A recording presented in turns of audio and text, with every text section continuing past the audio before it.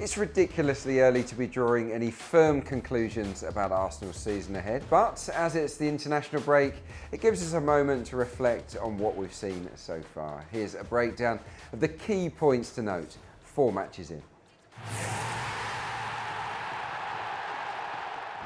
One change that has caught the eye is the modified makeup of Arsenal's midfield. It's a department that feels a little more mobile, interchangeable and tactically flexible. The promotion of Joe Willock from the under-23s has given the engine room fresh legs, and across his 3 starts the youngster has carried the ball through the thirds really well, taking Arsenal up the pitch with dynamism. Lone star Dani Ceballos has brought lovely bits of composure on the ball inside the middle third, a quality the side has lacked in recent seasons. He has the skill set to play as a number 10, but is operating just fine as a more orthodox 8. I do find it interesting that Unai Emery has so far chosen to operate without an identifiable number 10 that's given licence to float. Mesut Ozil's unavailability has perhaps played a part, but it's certainly been more of a 3-man unit that affords Willock, Ceballos, Torreira or the informed Guendouzi the chance to choose when to make supporting runs from deep. There's been less congestion in that pocket between the lines. Right now the head coach is perhaps not sure of his strongest configuration, but tactically he does have a range of players that allow him to seamlessly move from a 2 to 3 to 4-man central midfield whenever the situation demands it.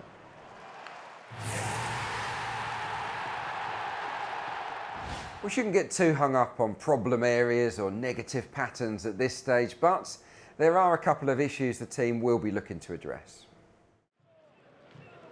The first is decision-making in the tackle. While I think most fans would welcome a combative approach, the Gunners have been giving away too many fouls inside their own half. In home games against Burnley and Spurs, this disrupted the flow of Arsenal's game, while at the same time putting the defence under unnecessary pressure. The head coach will also be keen to stem the flow of penalties awarded against his team.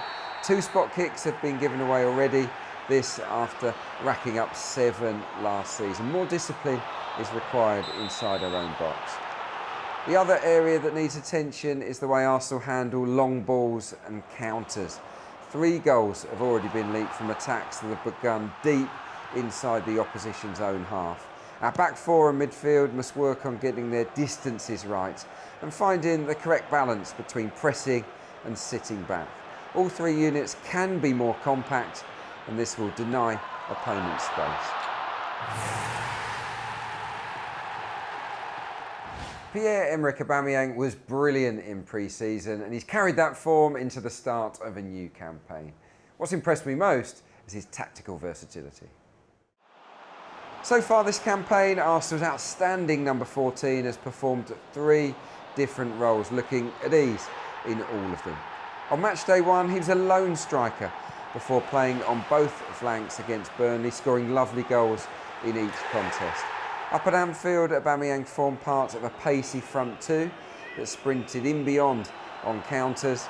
And last time out against Spurs, the forward was dynamic down the flanks before reverting to a striker's role late on, a position from which he scored a terrific equalising goal.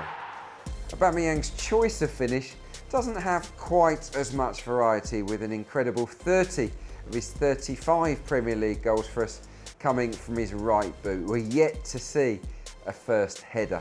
However, considering how often he is moved around the forward line, Aubameyang's record has to be regarded as spectacular. His conversion rates and minutes per goal ratios really are top class.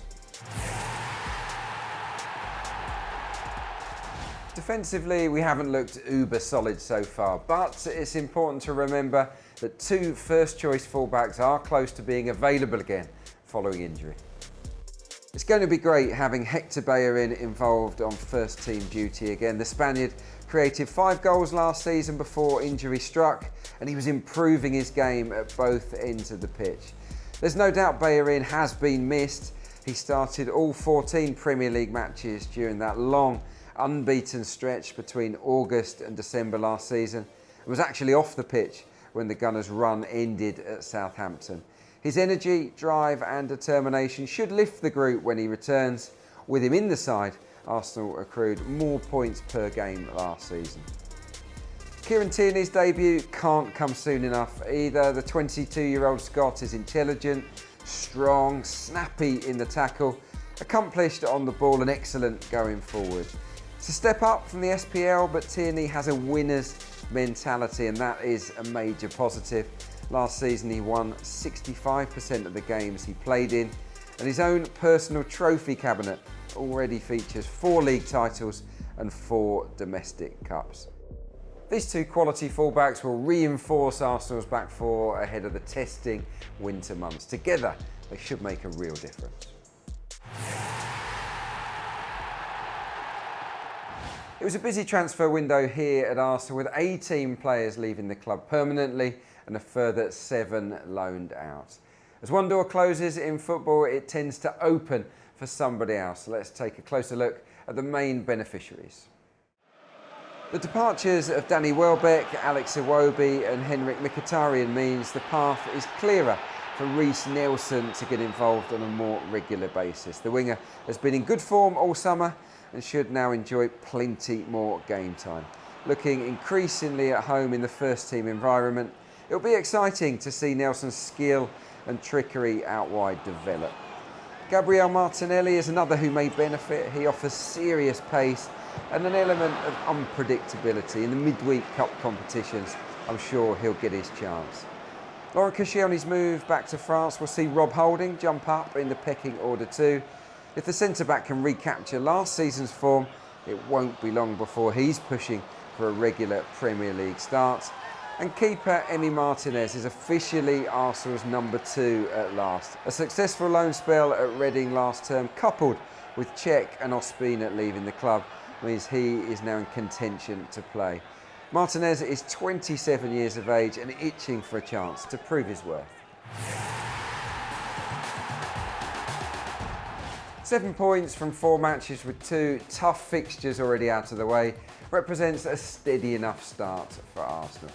Based on what we've seen so far, scoring goals isn't going to be a problem. The main task now is finding a strongest 11 and working on that defensive fragility. It does feel like a new look Arsenal side and one with stacks of potential. Let's hope they can deliver in the coming months.